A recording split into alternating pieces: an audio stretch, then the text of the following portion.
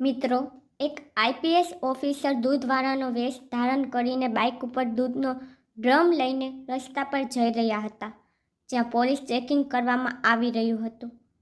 ત્યાં ગયા પછી એક ઇન્સ્પેક્ટર તેમને રોકે છે અને ધમકાવતા કહેવા લાગે છે, ઊભા રહો.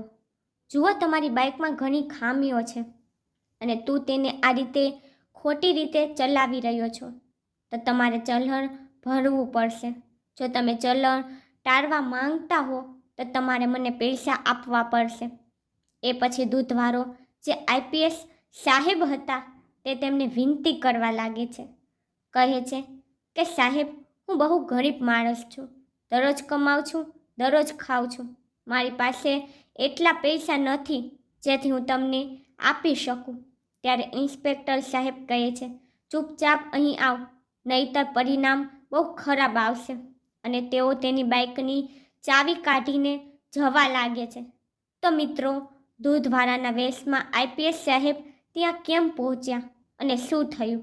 આગળની સંપૂર્ણ વાર્તા આપણે આ વાર્તામાં જાણીશું. તેથી વિડીયો અંત સુધી જુઓ, અને જો તમે હજી સુધી અમારી ચેનલને સબસ્ક્રાઈબ કરી નથી તો કૃપા કરીને આ ચેનલને સબસ્ક્રાઈબ કરો. મિત્રો, આ વાર્તા છે ઉત્તર પ્રદેશના રહેવાસી સૌરભની, જે ઉત્તર પ્રદેશ જિલ્લામાં તેના માતા પિતા સાથે રહેતો હતો. એમ તો તે ઉચ્ચ શિક્ષિત છે, છતાં તેની પાસે હજુ સુધી કોઈ નોકરી નથી.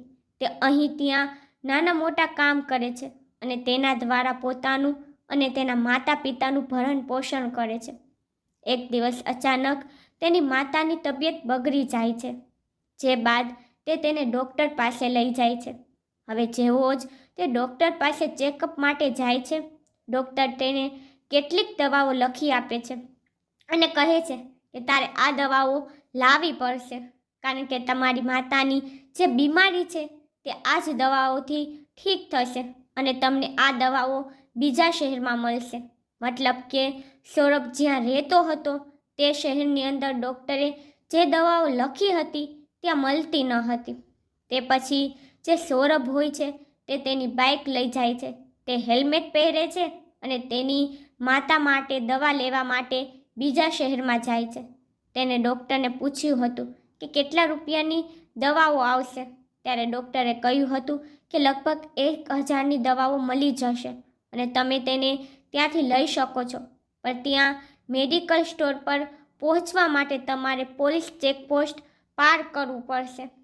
હવે પોલીસ સ્ટેશનની નજીક પહોંચતા જ ત્યાં ઇન્સ્પેક્ટર હતા, જે વાહનોની તપાસ કરી રહ્યા હતા. તે અચાનક સૌરભને રોકે છે. સૌરભ પણ પોલીસ કર્મીઓની સામે ઊભો રહી જાય છે અને તેમને પૂછે છે, હા સાહેબજી, કહો, શું સમસ્યા છે? તેઓ કહે છે કે તમારી બાઇકમાં સમસ્યા છે અને તમને દંડ કરવામાં આવશે. ત્યારે સૌરભ કહે છે કે સાહેબ, મને કહો કે મારી બાઇકમાં શું પ્રોબ્લેમ છે, કારણ કે સૌરભની બાઇકના તમામ પેપર્સ સાચા હતા અને તેને પેપર્સ મેન્ટેન કરીને રાખ્યા હતા. તેને હેલ્મેટ પણ પહેર્યું હતું અને હવે બાઇકના તમામ કાગળો હોવાથી તેને કોઈ પ્રકારનો ડર લાગતો ન હતો. હવે તે પછી ઇન્સ્પેક્ટર તેમની પાસેથી કાગળો માંગવા લાગે છે. ત્યારબાદ સૌરભ પોતાની બાઇકનો સંપૂર્ણ દસ્તાવેજો બતાવે છે. તેની પાસે પોલ્યુશન, આરસી, ઇન્સ્યોરન્સ જેવું બધું હતું અને બાઇક પણ સારી સ્થિતિમાં હતી. અને જ્યારે તેને હેલ્મેટ માંગ્યું ત્યારે સૌરભે હેલ્મેટ પણ બતાવ્યું. તે પછી ઇન્સ્પેક્ટરને કોઈ વિકલ્પ દેખાતો નથી કે હું તેના પાસેથી પૈસા કેવી રીતે લઉં, કારણ કે તે ઇન્સ્પેક્ટર સાહેબ બધા પાસેથી પૈસા વસૂલતા હતા અને ત્યારબાદ જ તે વાહનોને જવા દેતા હતા. પછી તે તરત જ બાઇકનો નંબર જુએ છે અને જોતાં જ તે કહેવા લાગે છે કે આ તમારી બાઇકનો નંબર બીજા શહેરનો છે, તું તેને અહીં ન ચલાવી શકે. હવે સૌરભ, જે ભણેલો હતો, તેમને કહેવા લાગે છે, હું કેવી રીતે ન ચલાવી શકું? મારી બાઇકનું રજિસ્ટર છે અને રજિસ્ટર પછી જ હું તેને સંપૂર્ણ ટેક્સ પર ચલાવી રહ્યો છું. જો મેં તેના પર સંપૂર્ણ ટેક્સ ભર્યો છે તો હું આ બાઇકનો ગમે ત્યાં ચલાવી શકું છું. અને તમે બીજા શહેરની વાત કરો છો, હું ભારતમાં ગમે ત્યાં વાહન ચલાવી શકું છું અને મને કોઈ રોકી શકશે નહીં. હવે આ સાંભળીને જ્યારે ઇન્સ્પેક્ટર જુએ છે કે છોકરો દલીલ કરી રહ્યો છે, ત્યારે ઇન્સ્પેક્ટર ઊંચા અવાજમાં વાત કરવા લાગે છે અને કહે છે કે જો તારે આ બાઇક અહીંથી લેવી હોય તો તારે દંડ તો ભરવો જ પડશે, નહીં તો હું તને અહીંથી આગળ નહીં જવા દઉં. હવે પછી સૌરભ કહે છે કે મારા બધા પેપર્સ છે તો શું દંડ, મારી નંબર પ્લેટ પણ સારી છે અને મારી બાઇકમાં કોઈ સમસ્યા નથી, મેં હેલ્મેટ પણ પહેર્યું છે, તો હું દંડ નહીં ભરું. તે પછી ઇન્સ્પેક્ટર કહે છે કે આ ચલણ જારી કર, જો તારે આમ જ જવું હોય તો મને 1000 રૂપિયા આપ, એ પછી જ હું તને જવા દઈશ અને ત્યાં તારું ચલણ કઢાવ. હવે તેની પાસે માત્ર એટલા જ રૂપિયા હતા જેથી તે ત્યાં દવા લેવા ગયો હતો, પરંતુ જો તે પૈસા તેમને આપશે તો તેની માતાની દવા નહીં મળે. હવે તે પછી સૌરભ ખૂબ જ પરેશાન થઈ જાય છે, તેઓને મનાઈ કરે છે. તે કહે છે તો હું દંડ નહીં ભરું અને ન તો તમે લોકો મારું ચલણ જારી કરી શકો છો. તે પછી ઇન્સ્પેક્ટર સાહેબ તેને ખૂબ જ જોરદાર અવાજે કહે છે કે એમ, સારું, એવી વાત છે તો જુઓ હું તારું ચલણ જારી કરું છું. ત્યારે ઇન્સ્પેક્ટર તેની બાઇકનો ફોટો લે છે અને ફોટો લીધા પછી નંબર પ્લેટનું ચલણ બનાવે છે. હવે 5000નું ચલણ કાઢી સૌરભને આપવામાં આવ્યું હતું. જ્યારે સૌરભ એ ચલણ જુએ છે ત્યારે તેને ખૂબ જ દુઃખ થાય છે, તે ખૂબ જ ચિંતિત થઈ જાય છે, પણ પછી તે વિચારે છે કે તેનાથી કોઈ ફરક નથી પડતો, હું આ બાબત પછી જોઈ લઈશ, પહેલાં હું જઈને મારી માતાની દવાઓ લઈ આવું. તે પછી તે ત્યાં જાય છે અને તેની માતાની દવાઓ લે છે અને પાછો ડૉક્ટર પાસે ચાલ્યો જાય છે અને ત્યાં જઈને તેની માતાને કહે છે કે હું તમારી દવાઓ લઈ આવ્યો છું, પરંતુ એક ઇન્સ્પેક્ટરે બિનજરૂરી રીતે મારું ચલણ બહાર પાડ્યું, તે પણ 5000 રૂપિયાનું. હવે માતા પર આનાથી ખૂબ જ દુઃખી થાય છે, પણ જે બન્યું તે કોણ બદલી શકે. હવે એ પછી સૌરભ વિચારે છે કે આવું નહીં ચાલે. જ્યારે મારી બાઇકના તમામ દસ્તાવેજો સાચા હતા અને મારી હેલ્મેટ પણ હતું અને જે વસ્તુ માટે તેઓએ ચલણ જારી કર્યું છે તેમાં કોઈ સમસ્યા નથી, તેને સરકારી નંબર પ્લેટ પણ લગાવી હતી અને તેના માટે તેને 5000નું ચલણ જારી કરવામાં આવ્યું હતું. હવે સૌરભ ખૂબ ગુસ્સે થાય છે અને નક્કી કરે છે કે હું આવું ચલણ ભરીશ નહીં. આ બધી બાબતો બધા લોકોને ખબર હોવી જોઈએ કે આપણા દેશમાં આવું થઈ રહ્યું છે કે બધું પૂરું થયા પછી પણ ચલણ જારી કરવામાં આવે છે.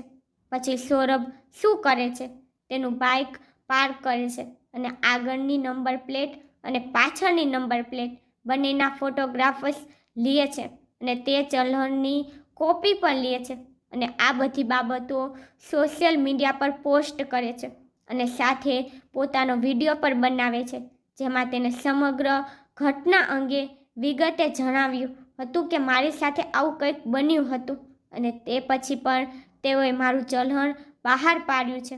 હવે તેને સોશિયલ મીડિયા પર પોતાનો ફોટો અને વિડીયો પોસ્ટ કરતાની સાથે જ તે વાયરલ થવા લાગ્યો અને વાયરલ થતાની સાથે જ તે પોલીસ વિભાગ સુધી પહોંચી જાય છે. હવે જેવો જ તે ફોટો પોલીસ કર્મીઓ જુએ છે, જોઈને આશ્ચર્યચકિત થઈ જાય છે અને વિચારવા લાગે છે કે અહીં આવું પણ કંઈક થાય છે અને સોશિયલ મીડિયા દ્વારા જવાબ આપે છે અને કહે છે કે તમારું ચલણ શક્ય તેટલી વહેલી તકે રદ કરવામાં આવશે અને આ અસુવિધા માટે અમે ખૂબ જ અફસોસ અનુભવીએ છીએ. પછી સૌરભ ફરીથી તેમને પૂછે છે કે મારું ચલણ ક્યારે રદ થશે, તો તેઓ કહે છે કે આ કામ પૂર્ણ થવામાં 2 થી 3 દિવસનો સમય લાગશે. હવે આ સમાચાર ફેલાતા ટ્રાફિક પોલીસ અને એસપી ઓફિસર સુધી પર પહોંચે છે, કારણ કે તેને તે વિડીયોમાં સરનામું અને તે જગ્યા વિશે પર બધું સ્પષ્ટ રીતે જણાવ્યું હતું. તે ઇન્સ્પેક્ટરનું નામ પણ જણાવ્યું હતું. જ્યારે એસપી સાહેબ અને આઈપીએસ સાહેબ એ સમાચાર જુએ છે કે તેમને બહુ ખરાબ લાગે છે કે કારણ કે એસપી સાહેબ અને આઈપીએસ સાહેબ ખૂબ જ ઈમાનદાર લોકો હતા. તેઓ આવા લોકોને ખૂબ નફરત કરતા હતા જે લોકો લાંચ લે છે. અને હવે આ સમાચાર સાંભળ્યા પછી તેઓ આ મામલાના તળિયે જવા માંગે છે. તે વિચારે છે કે જો હું આ રીતે જઈશ તો ઇન્સ્પેક્ટર વિવિધ પ્રકારની વાતો બનાવશે અને વાતો બનાવ્યા પછી જો તે બચી જશે તો મારે જાતે જઈને આ બાબતની તપાસ કરવી જોઈએ. પછી એસપી સાહેબ હોય છે તે દૂધ વેચનારનો વેશ ધારણ કરે છે, જૂની બાઇક લે છે અને દૂધના ડ્રમને બાઇકની ઉપર સેટ કરે છે અને જૂનો હેલ્મેટ પહેરીને તે સ્થળે પહોંચે છે. સ્થળ વિશે તેને જણાવવામાં આવ્યું હતું. ત્યાં ગયા પછી તેઓ ત્યાં પહોંચતા જ એક કોન્સ્ટેબલ તેમને રોકે છે અને તેમને રોક્યા પછી તે જ ઇન્સ્પેક્ટર ત્યાં આવે છે અને આવ્યા પછી તેઓ તેને કહે છે કે તમારી બાઇક ખૂબ જ જૂની છે, તમારું ચલણ કાપવું પડશે. હવે તે દૂધવાળો વેશમાં આવેલા આઈપીએસ અધિકારી તેને કહેવા લાગે છે કે હું બહુ ગરીબ માણસ છું, દરરોજ કમાઉં છું અને દરરોજ ખાઉં છું, મારું ચલણ ન કાઢું એમ પણ મારા બધા દસ્તાવેજો સાચા છે અને કોઈ સમસ્યા નથી, મારી બાઇક પર કોઈ સમસ્યા નથી. હવે તે પછી ઇન્સ્પેક્ટર છે તે કહેવા લાગે છે કે તમારી બાઇક બહુ જૂની છે. પછી આઈપીએસ સાહેબ કહેવા લાગે છે મહેરબાની કરીને પેપર જુઓ. તે કહે છે કે બધા જોયા, ઘણા જૂના છે, તમારું બાઇક 2-3 વર્ષ જૂનું છે અને બરાબર ચાલતી પણ નથી. હવે ઇન્સ્પેક્ટર સાહેબ પછી હેલ્મેટ તરફ જોઈને કહે છે કે તમારું હેલ્મેટ તૂટી ગયું છે.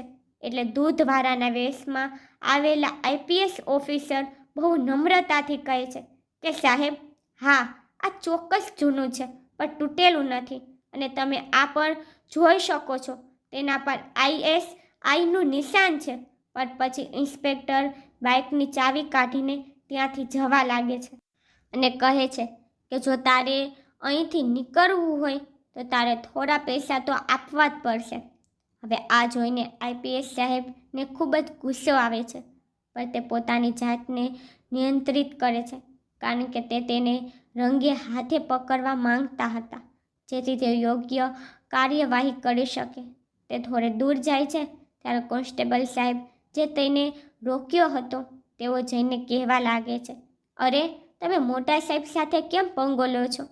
તમે આમ કરો, 1000 રૂપિયા આપો, હું તને જવા દઈશ, હું તેમની પાસે વિનંતી કરીશ. તે પછી તે કોન્સ્ટેબલ ઇન્સ્પેક્ટરને બોલાવે છે અને કહે છે કે સાહેબ કાંઈ વાંધો નહીં, તે ગરીબ માણસ છે, જવા દો, તે તમને 1000 રૂપિયા આપી દેશે. હવે જે દૂધવાળાના વેશમાં આઈપીએસ ઓફિસર હતા તે કહે છે હું 500 આપીશ, પરંતુ મારે દરરોજ અહીંથી જવાનું હોય તો હું દરરોજ 500 રૂપિયા ક્યાંથી ચૂકવીશ? ત્યારબાદ ઇન્સ્પેક્ટર કહે છે કે તારે એવું કરવું પડશે કે તું આજે મને 500 રૂપિયા આપ, ત્યારબાદ 1 મહિના સુધી સતત 1 લીટર દૂધ મને આપજે. ત્યાર પછી તને અહીંથી કોઈ રોકશે નહીં, તું અહીંથી કોઈ પણ રીતે જઈ શકે છે, તને કોઈ સમસ્યા નહીં થાય. ત્યાર પછી આઈપીએસ સાહેબ કહે છે કે સાહેબ હું દૂધ તો નહીં આપું કારણ કે મારું દૂધ માપેલું હોય છે, જો હું તમને દૂધ આપીશ તો મારા ગ્રાહકોને પૂરું થશે નહીં. ત્યારે તે કહે છે કે કાંઈ વાંધો નહીં, તું દૂધમાં પાણી તો ભેરવે જ છે, કાલથી 1 લીટર વધુ નાખી દેજે, અમારું કામ થઈ જશે અને તમારું કામ પણ થઈ જશે. આટલું કહીને ઇન્સ્પેક્ટર હસવા લાગે છે. ત્યારે આઈપીએસ સાહેબ અચાનક તેના ગાલ પર જોરથી થપ્પડ મારી દે છે. હવે તે પછી જેવી પોલીસ ટીમને ખબર પડે છે કે અહીં ઇન્સ્પેક્ટરને થપ્પડ મારવામાં આવી છે, એક દૂધવાળાએ એક પોલીસ કર્મીને થપ્પડ મારી છે, ત્યારે જ આઈપીએસ સર તેમનું ID કાર્ડ કાઢીને તે લોકોની સામે હવામાં લહેરાતા કહે છે કે હું અહીંનો આઈપીએસ ઓફિસર છું અને તમે લોકો જે આ કરી રહ્યા છો તે સોશિયલ મીડિયા પર ફેલાઈ રહ્યું છે. હું અહીં તમારી સામે કાર્યવાહી કરવા જ આવ્યો છું. જે બાદ આઈપીએસ સાહેબે તમામને ધમકાવીને તાત્કાલિક તમામને સસ્પેન્ડ કરી તેમની સામે યોગ્ય કાર્યવાહી કરે છે. હવે જ્યારે સૌરભને આ સમાચારની જાણ થતાં જ સૌરભ તે સમાચાર તેની માતાને કહે છે અને તેની માતાને કહે છે કે માં, પોલીસ કર્મીઓ બધા એક સરખા હોતા નથી. જ્યાં મારી સાથે આવું થયું ત્યાં આઈપીએસ સાહેબે આવીને આ બધું કરી નાખ્યું. આ સમાચાર સાંભળ્યા બાદ તેની માતા પર કહે છે કે દીકરા ખરાબનું માથું હંમેશા નીચે રહે છે, જેમ આજે આઈપીએસ સાહેબે કરીને બતાવ્યું છે. તો મિત્રો, આ એક પ્રમાણિક આઈપીએસ સાહેબની વાર્તા હતી, જે દૂધવાળાના વેશમાં ટ્રાફિક નાકે પર પહોંચી જાય છે. ત્યાં ગયા પછી ત્યાં દરોગાને સારી રીતે પાઠ ભણાવે છે. જ્યારે એસપી સાહેબ અને આઈપીએસ સાહેબને આખું સત્ય ખબર પડે છે કે સૌરભ જેવા નીડર છોકરાએ પોતાની બુદ્ધિનો ઉપયોગ કરીને પોલીસ કર્મીઓના ડર વિના પોતાના હકનો ઉપયોગ કરીને લોકોને લાંચથી બચાવ્યા અને પોલીસ કર્મીઓને ખબર પડી કે સૌરભ પર યુપીએસસીની તૈયારી કરી રહ્યો છે, ત્યારે તેની બહાદુરી માટે સરકારને તેની ભલામણ કરી અને તેને પોલીસ ફોર્સમાં ભરતી કરાવ્યો. કારણ કે આજના સમયમાં સૌરભ જેવા પ્રમાણિક પોલીસ અધિકારીની ખૂબ જ જરૂર છે, જે પોતાનું તેમજ લોકોનું પણ ભલું કરી શકે. સૌરભનું જ્યારે પોલીસ ખાતામાં પોસ્ટિંગ થઈ ત્યારે ઓફિસમાં તેમનું ભવ્ય સ્વાગત કરવામાં આવ્યું અને તેમનો ચાર્જ સંભાળતા પહેલાં જ તેને તેના તમામ સિનિયર્સ અને જુનિયર્સ વતી એવોર્ડથી સન્માનિત કરવામાં આવ્યો.